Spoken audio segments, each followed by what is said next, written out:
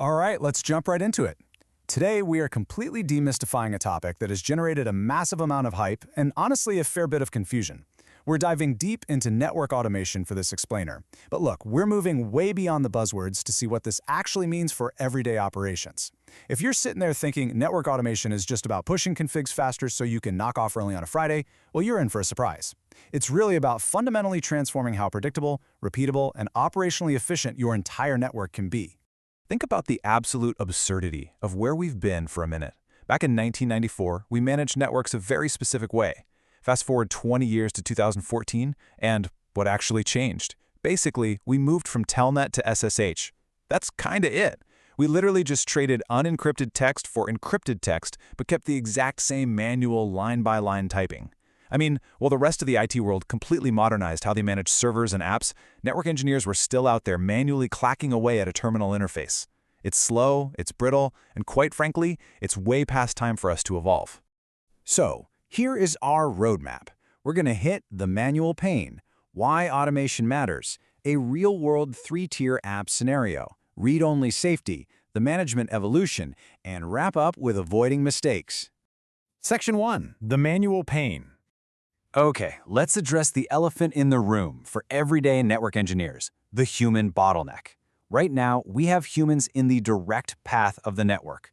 Think about the workflow. A change gets designed, it goes through this agonizingly tedious review process, and then an engineer manually types it in and just crosses their fingers.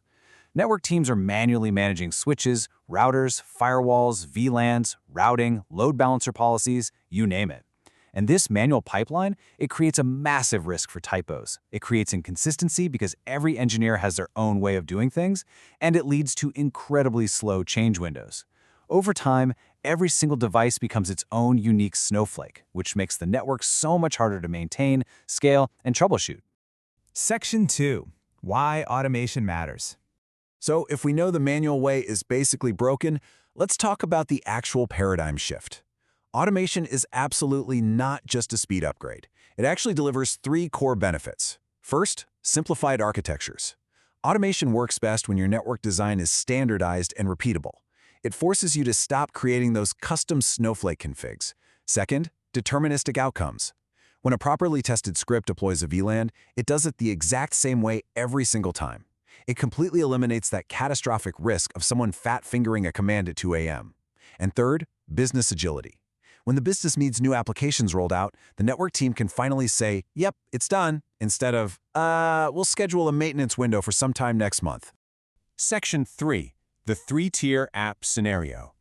To really wrap our heads around this, let's look at a super practical example. Say you're deploying a brand new application that needs a web tier, an app tier, and a database tier. The network team has to spin up VLANs, routing, firewall rules, and load balancer policies. What does the manual approach look like? An engineer frantically copies an old configuration out of Notepad, manually edits the CLI, pushes the changes, manually verifies it, and totally risks missing a vital firewall rule in the process. It's incredibly risky, right? But the automated approach is a completely different ballgame. It relies on data-driven, automated configuration generation, where we actually separate the raw data from the command line syntax. Now, if you aren't a coder, don't panic. The core concept here is brilliantly simple. Data plus template equals generated configuration. That's it. We store all our specific variables, things like VLAN IDs and IP addresses, in a clean, simple text format called YAML. Then we store the vendor's actual command line syntax in a template, which acts like a blueprint, usually using a language called Jinja.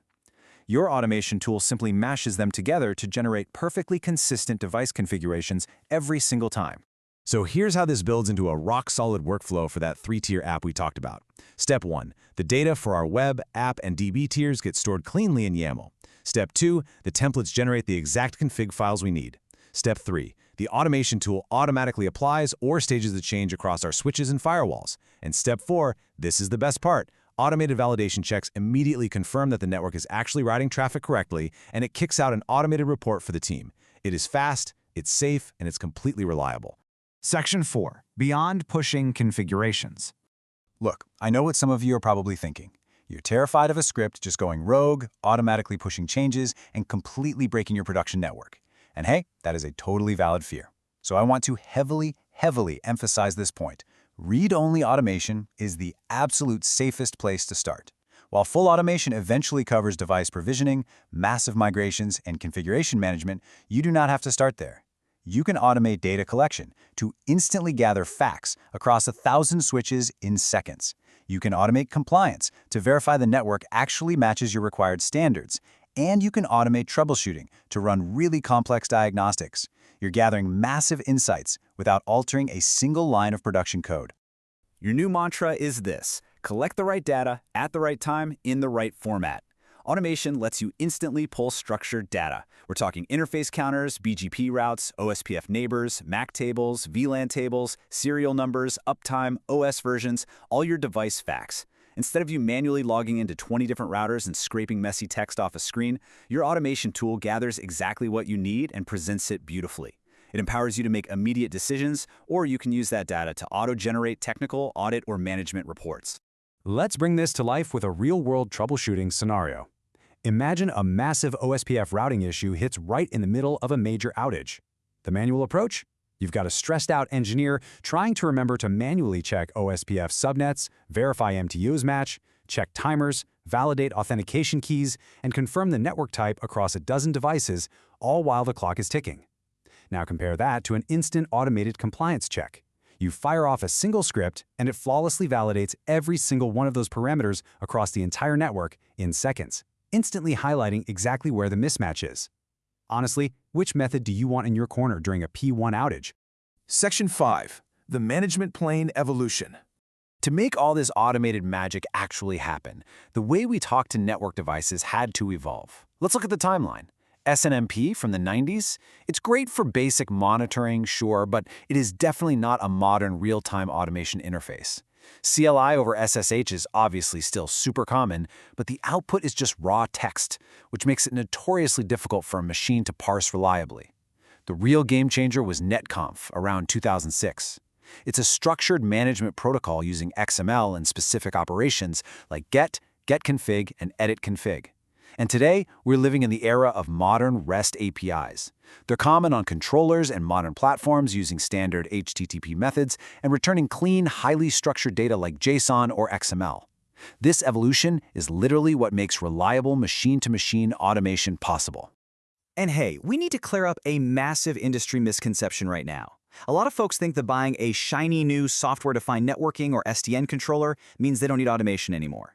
That is entirely false. SDN controllers simply expose those beautiful REST APIs we just talked about. Those APIs just become a much better, centralized point to run your automation against. So no, they don't replace your automation strategy, they actually enable it. Section 6. Avoiding common automation mistakes. If you're feeling inspired to kick off your automation journey, I've got to leave you with some crucial, practical warnings. Please avoid these common pitfalls. First, stop thinking automation is only about going fast. It is really about reliability and consistency. Second, never try to automate before you document your manual workflows, because if you automate a broken process, congratulations, you're just breaking things faster.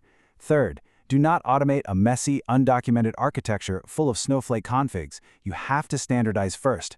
Fourth, never push changes into production without testing them in a lab or virtual environment. And finally, like we just covered, don't fall for the trap of believing an SDN controller replaces the need for your own automation skills. Here is the ultimate takeaway from all of this. Automation absolutely does not replace the network engineer. It just removes the repetitive manual drudgery. It elevates you. It frees you from the endless copy-pasting so you can actually focus on high-level architecture, complex troubleshooting, proactive validation, and delivering real, tangible operational value to your business. The dark ages of manually typing line by line are over. The only question left is, are you going to adapt and become the architect of this new automated reality, or are you going to be left behind, still typing in the dark? Thanks for hanging out with me on this explainer. See you next time.